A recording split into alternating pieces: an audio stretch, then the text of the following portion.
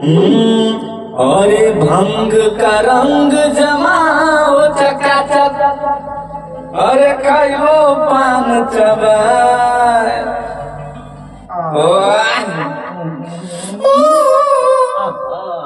अरे ऐसा झटका लगे जिया पे, अरे पुनर्जन्म हो जाए।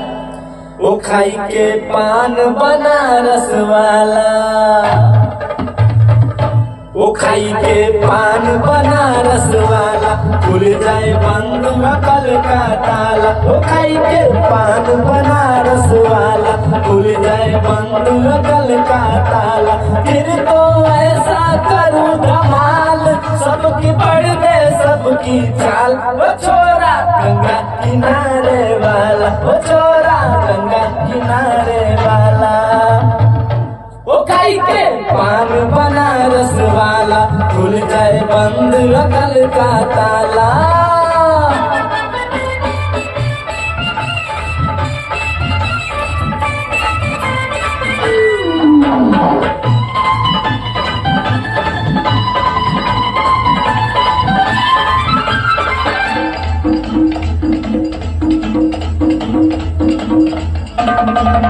अरे राम